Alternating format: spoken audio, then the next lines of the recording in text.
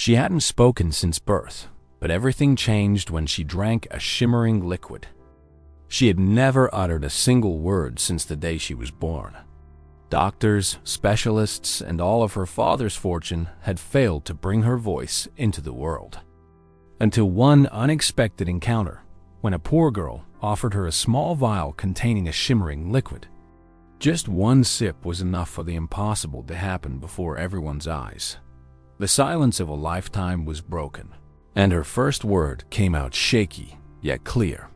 From that moment on, the lives of everyone around her were changed forever, revealing that the true miracle did not lie in wealth, but in the purity of a heart willing to help. Subscribe to our channel, hit the like button, and let us know in the comments where you're watching from. Central Park was alive that morning. Sunlight streamed through the treetops, lighting up the stone paths where street performers played and children chased noisy pigeons. Among the tourists snapping photos and the vendors offering flowers, one man stood out completely. Edward Harlow walked with determined steps, his suit immaculate, his Swiss watch gleaming, and his severe expression leaving no doubt about who he was. He had no need to mingle with ordinary people, but he was there because his 6-year-old daughter had insisted on taking a walk. At his side, Kara moved quietly. Her clear eyes studied every detail of the park with curiosity, but her lips stayed motionless, just as they always had. Since the day she was born, she had never spoken a single word. Doctors, specialists, and speech therapists had all declared she never would. Edward, powerful and arrogant as he was, carried that frustration like an invisible wound beneath his authoritarian exterior, while her father barked orders into yet another business call, waving impatiently about profits and contracts. Kara lingered near a fountain, captivated by the way the water shimmered. It was at that moment Ivy Brooks appeared, as if she had stepped straight out of the crowd. The girl, wearing warm clothes and with her loose hair blowing in the wind, was only 8 years old, yet there was a striking maturity in her eyes. She approached cautiously, the way one might edge toward a startled bird. With a gentle voice, she asked if Kara wanted some company. Kara lifted her face, and though no sound escaped her lips, gave an unmistakable nod with her eyes. Ivy smiled and sat beside her, as if it were the most natural thing in the world. "I know you don't talk," she said softly, "but that's okay. I'll talk, and you can just listen. Is that all right?" Kara's eyes lit up with something close to enchantment at the stranger's ease. For a few minutes, Ivy chatted on her own, telling little stories of how she and her brother Noah would run through the park, how they invented games to distract themselves from hunger, and how she dreamed of better days. Kara watched her closely, and a small smile began to tug at her lips. That was when Ivy pulled a tiny glass vial from her pocket. Inside, a shimmering liquid caught the sunlight like molten gold. Holding it up as though it were treasure, she whispered, "My grandmother gave me this. She said it could give a voice to someone who never had one. If you drink it, maybe it will work." Kara's eyes widened. She had never heard a promise so bold. Her hesitation lasted only a moment before curiosity and the trust she already felt for Ivy overcame her doubts. She leaned closer, allowing Ivy to tilt the vial gently to her lips. The liquid slid down cool and smooth, with a sweet yet unusual taste. Kara closed her eyes for a moment, a strange sensation coursing through her. The world around her seemed to grow heavy with silence. When she opened her eyes again, Ivy was watching her anxiously. Suddenly, a fragile, trembling sound escaped her mouth. Her own body shivered at the sound. She clutched her throat, testing this new impulse, and with effort, she finished, "Daddy." The word thundered through her life like a miracle. Ivy wrapped her in an embrace, smiling through tears. The impossible had just happened. After 6 long years of silence, Kara was speaking. A nervous, breathless laugh escaped her lips, and it was the most precious sound Ivy had ever heard. It was at that exact moment that Edward approached, ending his call with fury when he spotted his daughter with a stranger. His face shifted from anger to horror the instant he noticed the vial in Kara's hands. "What are you doing?" he roared, snatching the glass away with brutal force. He shoved Ivy aside, and the vial shattered on the ground, scattering 1,000 glittering shards in the sunlight. A bittersweet scent filled the air. Kara scrambled to protect her new friend, but Edward gripped her arm tightly. "Get out of here, street rat!" he shouted at Ivy, whose face was already streaked with tears. "Never come near my daughter again." Startled and devastated, the poor girl stumbled back and ran into the crowd, sobbing. Bystanders looked on with disapproval, but no one dared intervene against the powerful millionaire. Still shaking with anger, Edward turned to his daughter, ready to scold her. But he froze as an unexpected sound cut through his rage. Kara, tears streaming down her face, clung to him and repeated in a trembling voice, "Daddy! Daddy!" His heart stopped. His eyes, so accustomed to cold numbers and contracts, filled with tears he could not hold back. He dropped to his knees, overwhelmed by what he was hearing. The sound he had longed for over 6 years now rang out with raw emotion. Edward pulled his daughter into his arms, sobbing like he never had before. In that moment, his arrogance collapsed, leaving only a vulnerable man undone by love. As he held her, he looked around desperately for the poor girl who had made this miracle possible, but she was gone. All that remained was the empty plaza and the broken fragments of the shimmering vial scattered across the stones. That night, the Harlow mansion felt different. A place long accustomed to heavy silence and the distant shuffle of servants carrying out orders was now filled with something new. Kara, seated at the dining table, let small words slip between spoonfuls of food, asking for bread, calling for her father, laughing at the sound of her own voice. Edward watched in silence, his eyes fixed on her as though every syllable were worth gold. The maids exchanged discreet glances at the doorway, astonished to see their normally cold and distant employer smiling with emotion. Yet beneath his joy, there was unease. He couldn't erase from his mind the shattered vial in the park, nor the poor girl who had given it. Between smiles for Kara, his thoughts turned over restlessly, calculating what such a discovery might mean if fully understood. Kara, however, noticed none of it. To her, the day had been nothing short of magical. Between bursts of laughter, she asked her father to take her back to the park the next day. "I want to thank Ivy," she said, her voice fragile but firm. Edward swallowed hard at the sound of that name. His instinct was to refuse, but the light in his daughter's eyes disarmed him.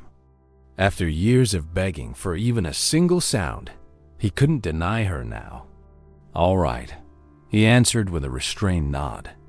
Inside, though, he was already plotting how to turn the reunion to his advantage. If the girl knew so much, he would extract every detail. Rising from the table, he kissed Kara's forehead and retreated to his study, where he sat for hours before the fire, replaying every word and gesture of the stranger who had brought the impossible in a tiny glass vial.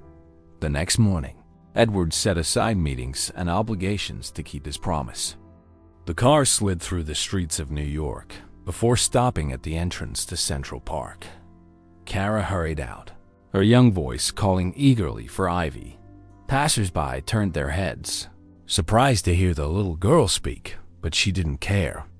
Edward followed close behind, his sharp gaze scanning the crowd for the child who had fled in tears the day before. After several tense minutes, there she was. Leaning against an old column, Ivy watched the crowd, her eyes still swollen from crying. Her older brother Noah, 2 years her senior, held her hand tightly. Their torn clothes and tangled hair betrayed the harsh life they endured on the streets. Kara ran straight to her, hugging her tightly as though reclaiming a lost part of herself. "Thank you," Kara said, tears running down her cheeks. "Thank you for giving me my voice." Ivy, taken aback, managed a shy smile, as if she couldn't believe that such a small act had caused such a change. Edward approached, speaking with as gentle a tone as he could muster. "I need to apologize for what happened yesterday," he said, trying to sound remorseful. Ivy lifted her eyes, wary. At her side, Noah squeezed her arm, a silent warning to be careful.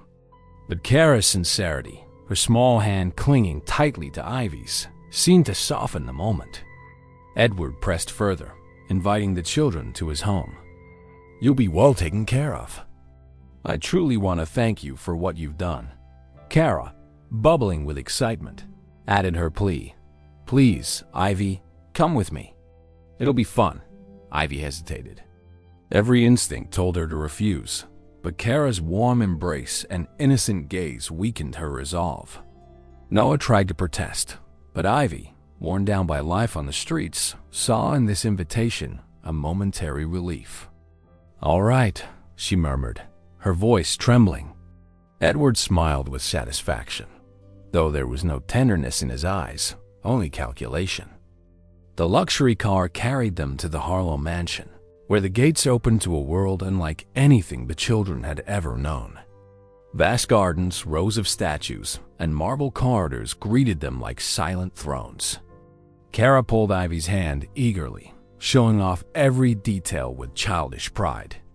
Ivy, on the other hand, looked around with suspicion, awed by the grandeur yet unsettled by the coldness of it all. Inside, the dining table was already set. Fresh fruit, pancakes, cheeses, and steaming dishes filled the air with fragrance. Edward made a sweeping gesture and said, "Tonight, this is all yours. Eat as much as you like." His words sounded friendly, but his demeanor betrayed the truth of a man unaccustomed to sharing anything. Ivy sat down cautiously, taking in every detail. Noah stayed on guard, his hand still clasping his sister's arm, unwilling to relax even for a moment. Kara, however, was radiant, convinced with all her heart that she had found a lifelong friend. To her, this was the beginning of something wonderful. To Edward, it was merely the first step in a plan with one goal: to uncover how the impossible had been made real and claim the secret of the miracle for himself. In the days that followed, the Harlow mansion underwent an unlikely transformation. Kara and Ivy became inseparable, turning the once quiet corridors into playgrounds filled with laughter, transforming sheets into capes, and giggling in every hidden corner they could find. The sounds of childhood, which had never lived there before, now filled the cold halls. Noah, Ivy's older brother, also stayed in the house, but kept to himself. He avoided conversation, spending most of his time perched in some quiet spot, watching silently, always alert to the millionaire's every move. Kara, delighted, didn't seem to notice his reserve. All her attention was on Ivy, with whom she had formed an instant bond. Even the servants, long used to their employer's icy demeanor, sneaked glances at the girls, surprised to see life where silence had reigned. But Edward, watching from his leather chair, saw more than joy. He saw opportunity. His approach to Ivy was deliberate. During meals and walks in the garden, he asked questions in a gentle, almost fatherly tone. Kara believed her father simply wanted to get to know her new friend better, encouraging Ivy to share her stories. Noah always lingered close by, never interfering but keeping a wary eye on every exchange. Touched by what seemed to be kindness, Ivy began to open up. She spoke of her grandmother, who had guarded the tradition of the shimmering liquid like a family treasure. She described the fresh sage and mint leaves picked in the morning dew, the grated ginger root, the wild honey, and chamomile blossoms. She explained how everything had to be simmered slowly, with patience. Edward listened with feigned interest, storing every detail in his mind. Kara beamed, believing her father was genuinely invested, but Ivy made a point to stress something essential. My grandmother always said it wasn't just the ingredients, she told them, her expression suddenly serious. What makes the liquid shimmer and truly work is the heart of the one who prepares it. You have to want to help with kindness and purity. Without that, it's just sweet water. Kara listened, enchanted as though hearing a fairy tale. Edward, however, hid a skeptical smile. To him, it was childish superstition. He was convinced that with the list of ingredients and the process, he could reproduce the effect on his own. Noah, sitting further back, turned his eyes away, as though he sensed something wrong in Edward's growing interest. Edward, without showing it, had already made up his mind. Ivy was no longer necessary.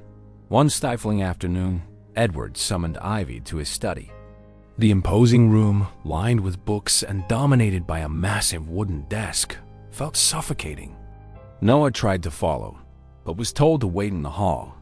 Sitting across from Ivy, Edward spoke in a cold tone. "You've already told me everything I needed. There's no reason for you to stay here any longer." On the desk lay a backpack stuffed with bills. He shoved it toward her. "Take it. It's more than you'll ever have in your life. But you need to leave my house now." Ivy's eyes widened, unable to believe what she was hearing. "But I didn't ask for anything. I only wanted to play with Kara." Her voice trembled with sincerity. Edward didn't flinch. With his stone-like expression, he pressed, "Take the money and disappear." Just then, the door burst open. Kara rushed in, alarmed by the raised voices that carried down the hall. She found her father shoving Ivy toward the exit and cried out, "Dad, no. She doesn't deserve this." Tears streamed down her cheeks as she grabbed her friend's hand, desperate to keep her there. Edward ignored his daughter's pleas and dragged Ivy by the arm through the corridor toward the front door. Noah, waiting outside, ran to his sister's side and caught her as Edward thrust her out. With fragile dignity, Ivy lifted her tear-filled eyes to Kara and whispered, "Don't cry. You already have what you always wanted. Keep your voice safe."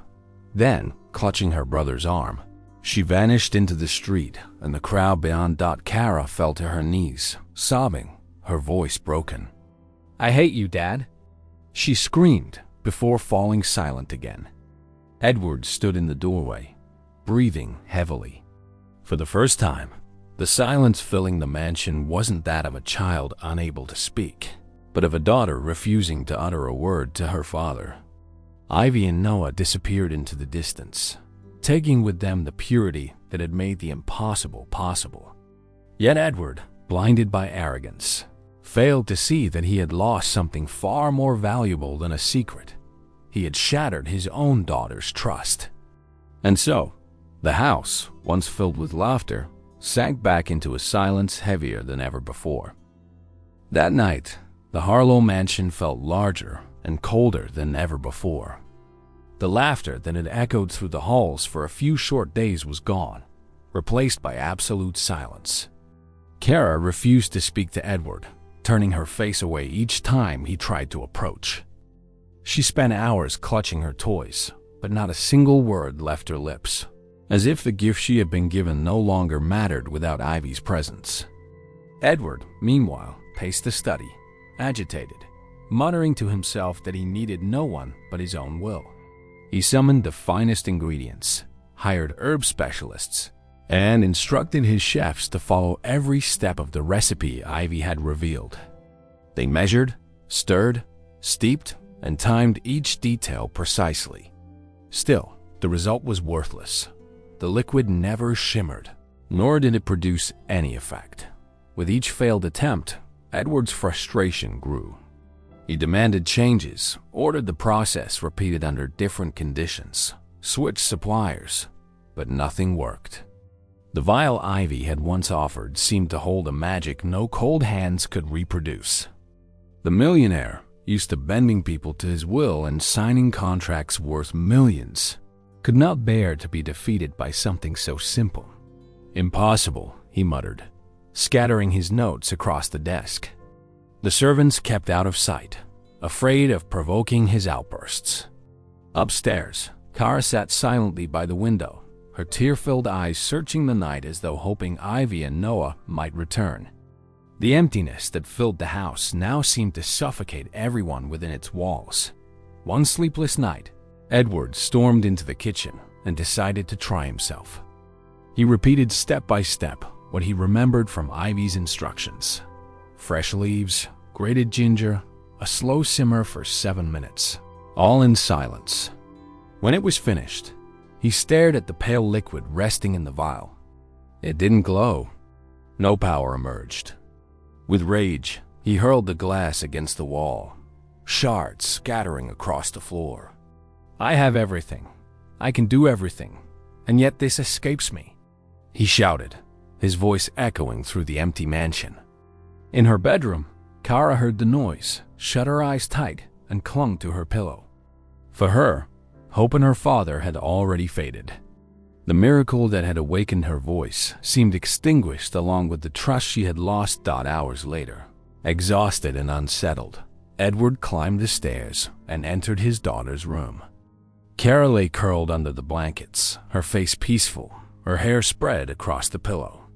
Something inside him cracked at the sight. He sat on the edge of the bed, and for the first time in years, his thoughts did not drift to business, contracts, or profits.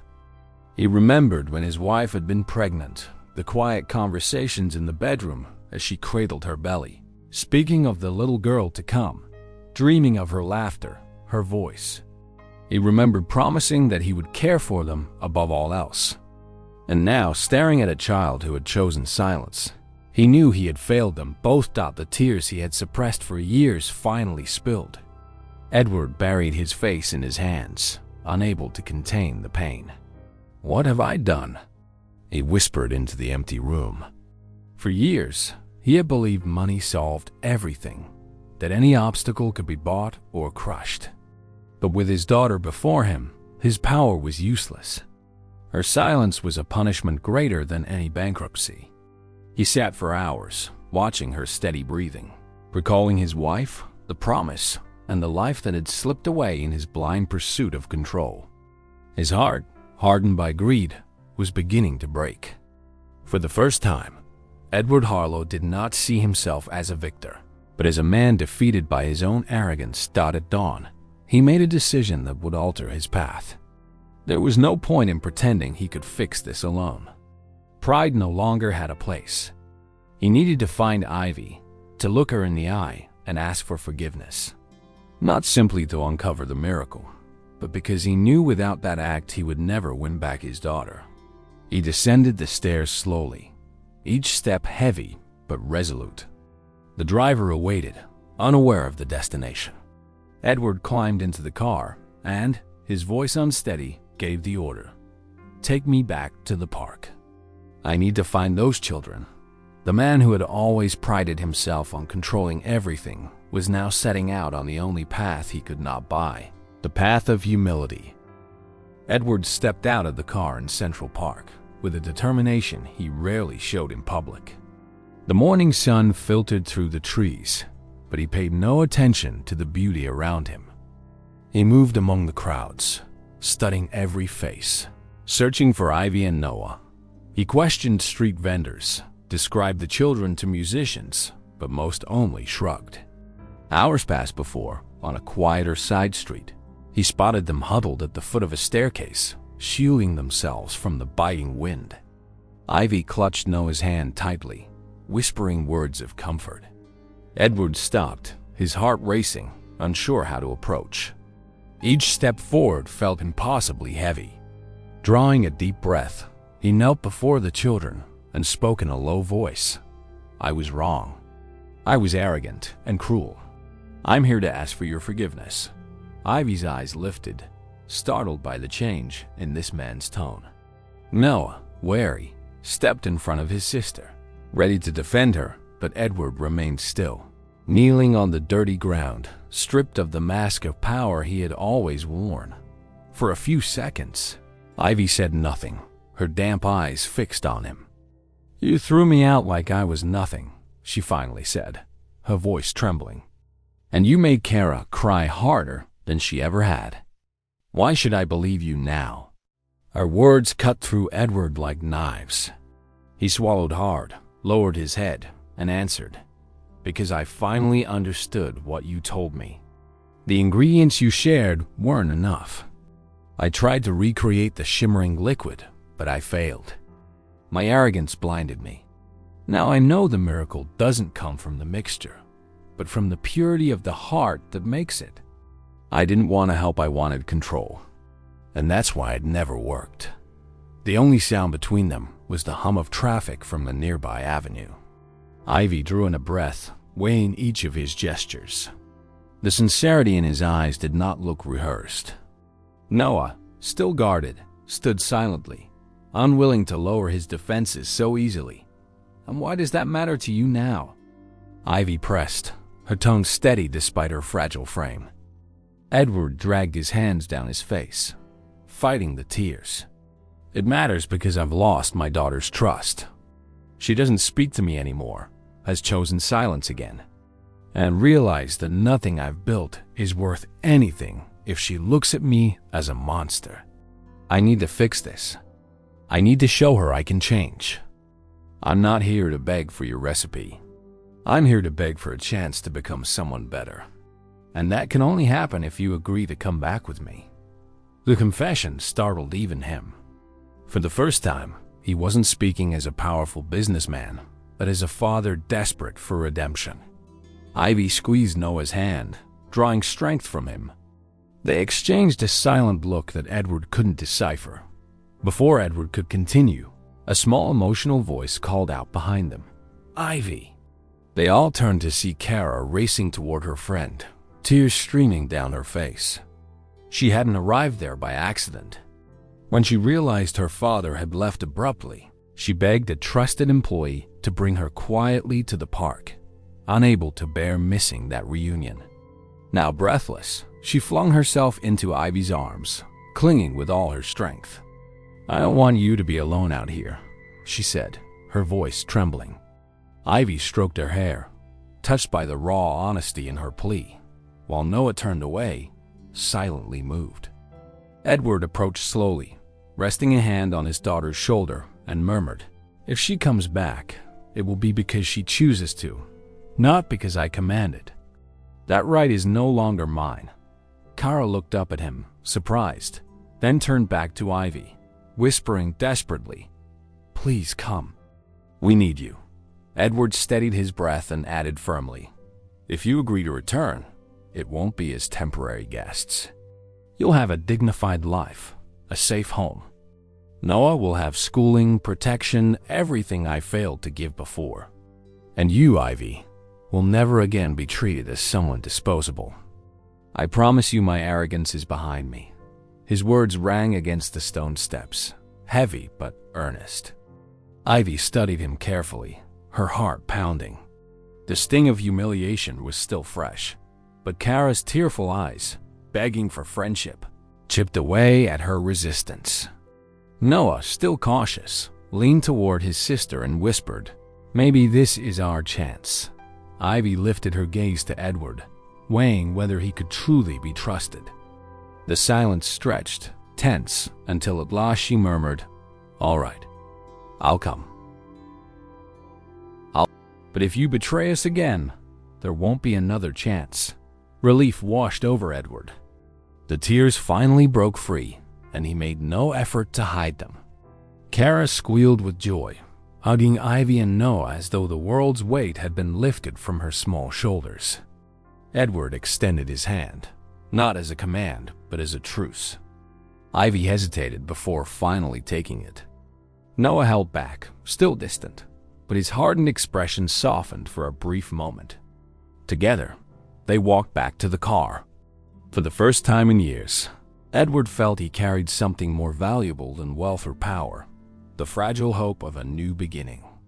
The drive back was quiet, but not with tension. It was a silence full of unspoken promises, of fears and expectations. In that car, it wasn't just four people returning home. It was the beginning of a family being born out of the ruins of arrogance. The return to the mansion was nothing like the first time.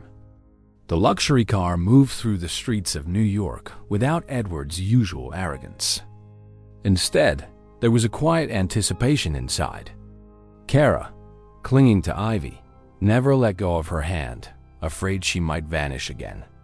Noah sat beside them, still reserved, but the tension in his shoulders had eased. Edward watched the children through the rearview mirror, reflecting on everything that had happened. The tears he had tried to hold back still dampened his eyes, but there was no space for pride. When the gates opened and the mansion came into view, it was no longer just a return home. It marked the beginning of a new chapter, where those halls would finally hear voices that had once been silenced. Inside the house, the staff exchanged curious glances, astonished to see Ivy and Noah enter not as intruders, but as welcomed guests. Edward made a point to declare, "From today on, they are part of this home. They will be treated with the same respect as my daughter." His words carried weight, and though some doubt lingered in the children's eyes, his sincerity was clear. Kara rushed to show Ivy her toys, the drawings tucked away in boxes, and even the piano that had always stayed closed. Ivy followed with wonder, discovering a world she had never dreamed of. Noah, though keeping to himself, sat down at the table when dinner was served and accepted the plate without protest. The house, once rigid and solemn, was slowly filling with warmth through small, human gestures. Edward observed from a distance, sitting in his favorite chair. Unlike before, there was no calculation in his gaze. The heaviness in his heart seemed to lift at last. Every laugh from Kara, every confident word she spoke, reminded him of what he had nearly lost forever. Seeing Ivy hold his daughter's hand with such tenderness made him realize the miracle had never come from ingredients in a recipe, but from the purity of intention. It was something he could never replicate on his own, because it required what he had always ignored: generosity. The humility rising in him was not easy, but it was necessary. Deep down, Edward knew this was only the beginning of a long road to redemption. In the days that followed, the mansion embraced a life it had never known. Laughter echoed through its corridors. Noah's footsteps became familiar, and even the staff began to smile more. Kara, strengthened by her friend's presence, spoke with greater clarity, as though her voice was truly blooming. Ivy, with her simple kindness, invented new games, reminding Edward and everyone else that true wealth wasn't found in expensive things, but in the affection they shared. Edward, once locked in his office for hours, now allowed himself to sit in the garden and watch the children play, carrying in his eyes a brightness he hadn't felt in years. The oppressive silence that had ruled the house was gone, replaced by life. One night, while Kara slept clutching a stuffed bear and Ivy rested in the guest room, Edward walked down the hall and found Noah sitting by the window, gazing at the sky. The boy didn't speak, but in his eyes, Edward saw quiet relief, as if he was beginning to believe in the possibility of a safe home. Edward simply placed a hand on his shoulder and whispered, "You don't have to be afraid. As long as you're here, you're protected." Noah said nothing, but his silence no longer carried suspicion. It carried acceptance.